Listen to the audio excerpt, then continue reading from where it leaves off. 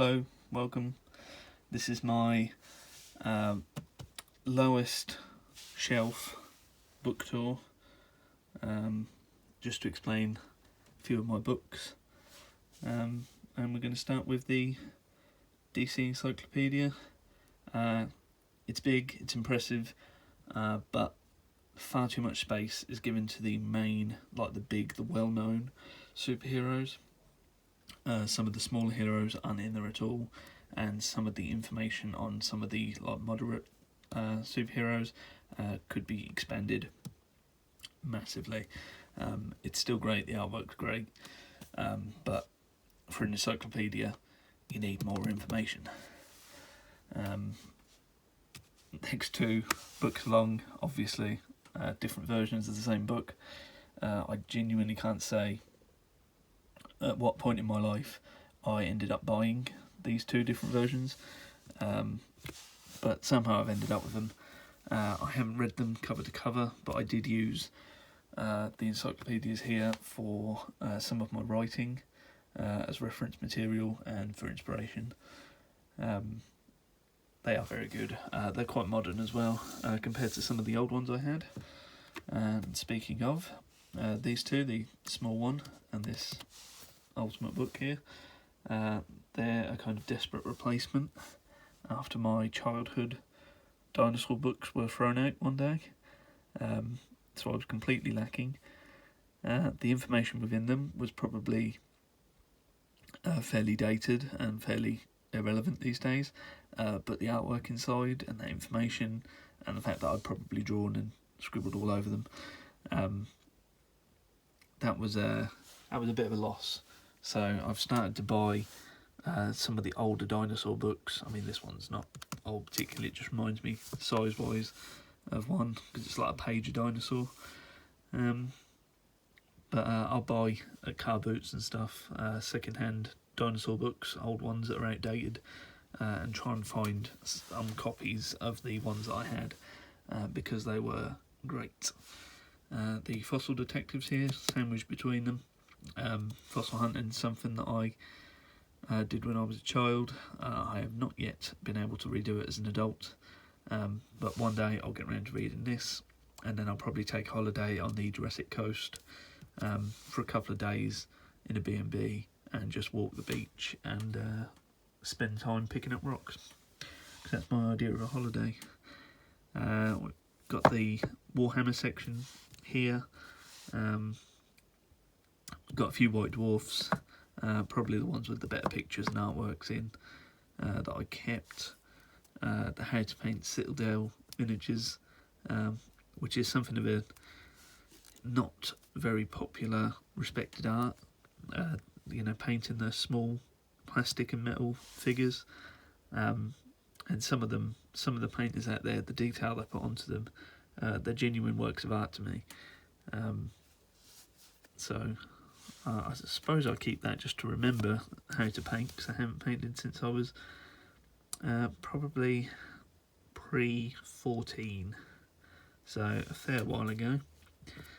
But long after I finished painting, I was on to writing, and I started to buy up source material for the Warhammer and the Warhammer 40,000 here, this colossal thing, and I started to write, and I was really enjoying it. I had plenty of ideas for all this stuff, but then the deeper I got, the deeper I realised that particular hole was, and Warhammer is insanely in-depth.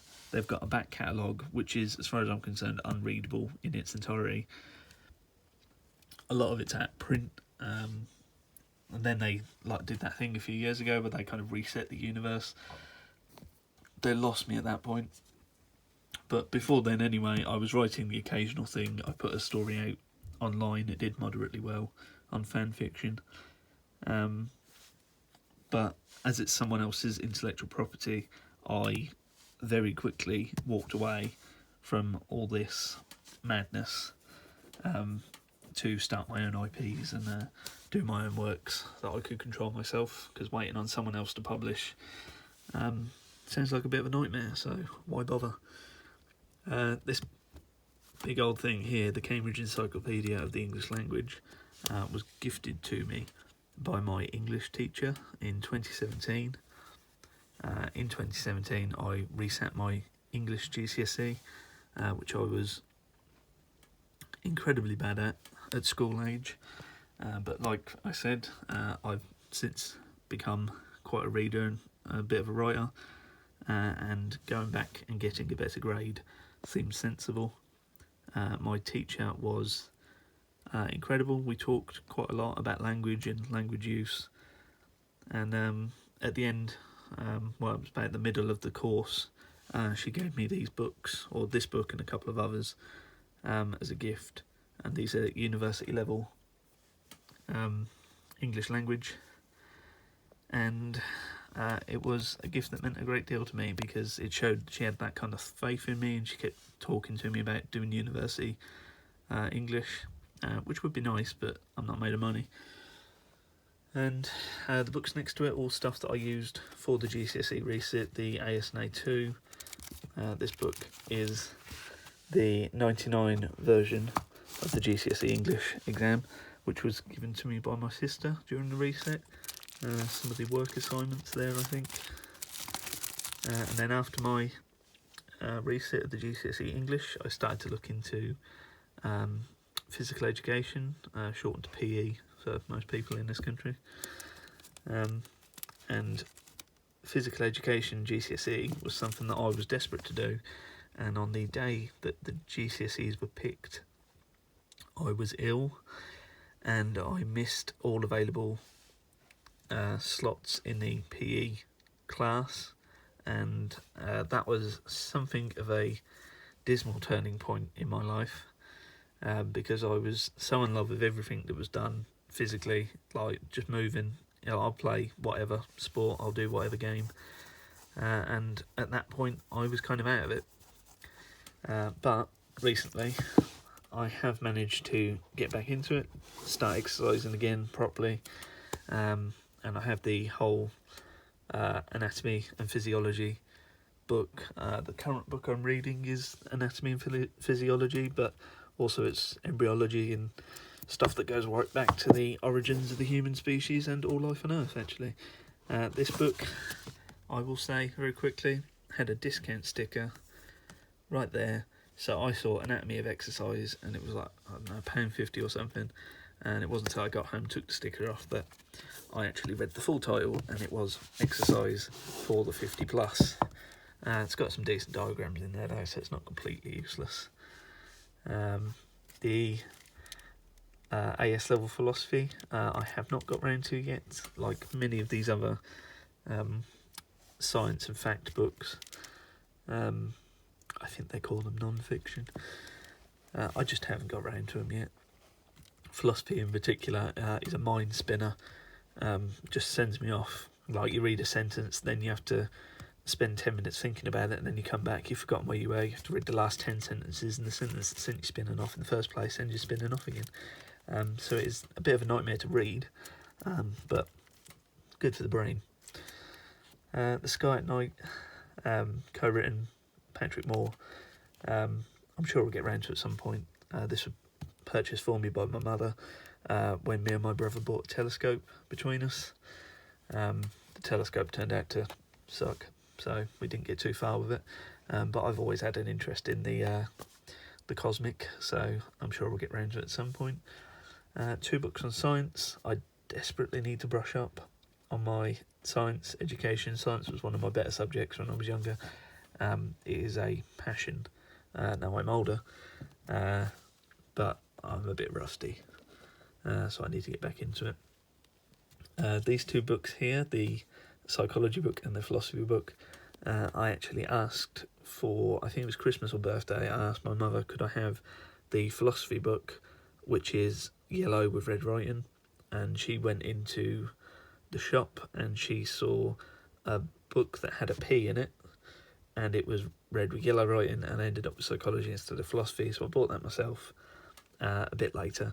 I haven't got around to either of them yet, but I have an interest in both, so no great loss there.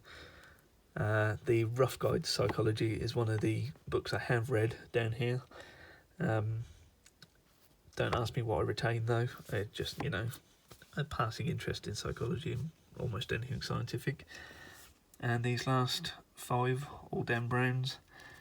These 2 here, I think, are the illustrated versions. Angels and Demons, in particular, a special book to me. Opened up my eyes for how much I love certain classical works of art, which it was completely in my unconscious at the time. But that opened it up and gave me a bit of an appreciation for Dan Brown.